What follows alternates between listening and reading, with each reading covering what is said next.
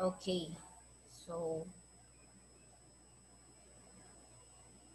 okay, nag-stop lang siya. Wait natin.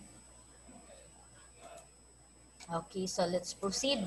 Okay, pasensya lang na ano lang yung ano natin. So next we have the lava flow. So yung lava, ito parang lahars muna tayo. So lahars is the part of the family of the breeze flow, the fluid composed of mixtures of the waters and the particles or also size yung mga clay, yan yung sa lahars. Yun yung lumalabas sa volcano. So yung pagtawag naman nating lava flows, ito yung nagbabanta sa human life natin. So, parang ano lang siya, nagmo-move slowly. So, pwede ka pang makakapag-prepare dito. So, yung pyroclastic phenomena, ito yung pinakamabilis na gumagalaw. So, our gravity driving, rapidly moving, and ground hanging. So, mixtures, rock fragments, and hot gases. Yan yung tinatawag nating pyroclastic phenomena. Next, we have the hydrometeorological phenomena and the hazard. Okay, we have the flood, cyclone, and the tornadoes. I think this is the very common sa inyo lahat, yung tinatawag nating flood, cyclone, and the tornadoes. Next, we have the marine coastal processes and their effects. Okay, wait lang. Pwede discuss na lang natin doon para mas malalong maintindihan nyo.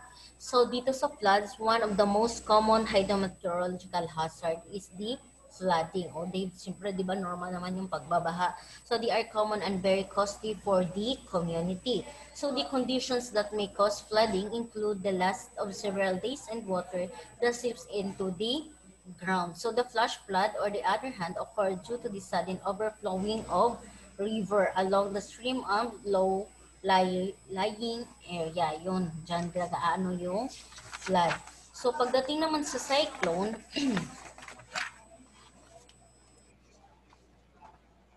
okay, cyclone is the tropical cyclone is another phenomena that occurs within the Earth atmosphere. So, this cyclone as terms such as when the wind equal to exceed or gale force. So, which is minimum of the 62 km per hour. So, this intense area of Earth atmosphere is coincide with system or extreme with weather events. So, yan yung tinatawag nating cyclone. Yung tornadoes naman,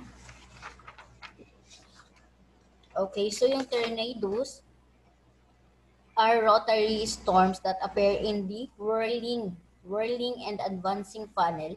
So yung mag-aano ito yung tornado parang funnel siya or wind extending downward from a cloud. Okay. Next, we have the hydrometeorological phenomena. Sorry. Marine and coastal processes and their effects. So first, we have the tides.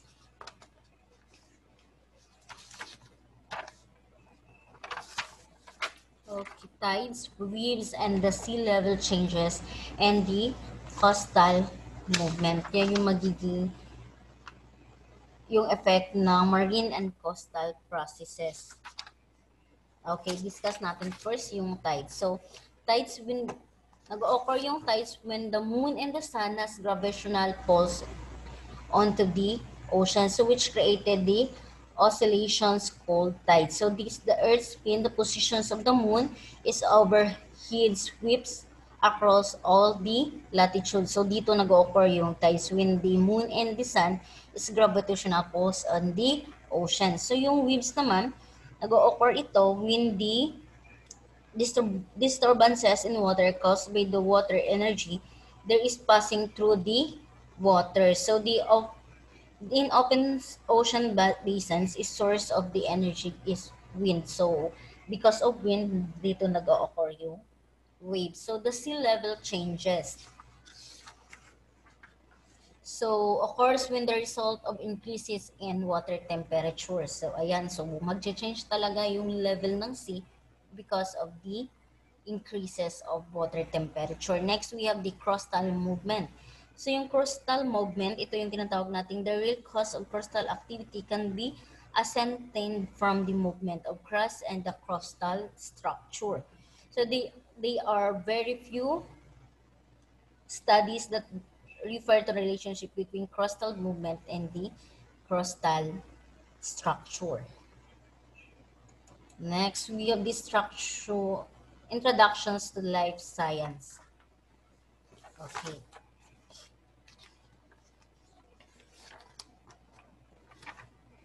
Okay, so what is life? So what life can be loosely defined a living being in an autonomous system with open-ended evolutionary capacities. Okay. So the new properties emerge at successive level of biological organism. So we have meron tayong dito reductionism, emergent properties, system biology, structures, functions, and the cells. Okay, hindi naman siya, ano siya. Next, we have the life processes involved in the expressions and transmissions of genetic information. We have a DNA and the genomics. Yan yung meron tayong sa life process involved. Okay, so life required and transmissions and transformations of energy and matter. So the fundamental characteristic of all living things is the use of energy to carry out their activities to sustain them. So the growing and moving requires work, and their work requires energy. So living organism functions and transform the types of energy. For instance, the solar system, solar energy is transformed to chemical energy or sugar. So through the process of photosynthesis. So the flow of energy in living things start with producers. We have the plants. Yung consumer naman is the animals, and then the decompositions is the bacteria and fungi. Okay, so from ecosystem to molecules, interactions are important in biological system. We have the ecosystem and the molecules and the feedback regulation. So lastly is the evolutions is the core theme of biology. So the organism exhibit the diversity as well as the unity of evolution. So living organism have shared traits or unity. So yet each other organisms with their own environment o yung tinatawag nating diversity. So also organism as descended from a common ancestor. So nag-propose nito is si Charles Darwin. So okay, ayan. So thank you so much. Okay.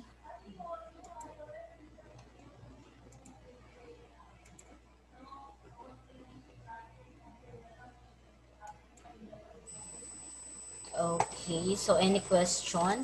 So pag meron kayong mga question, huwag kayong mahiya mag-message dun sa messenger natin. Okay, pwede nyo na i-ano yung, ano nyo. Okay, so mag-start na kayo mag-studies for, naka-start na ba sa week 1 to 4?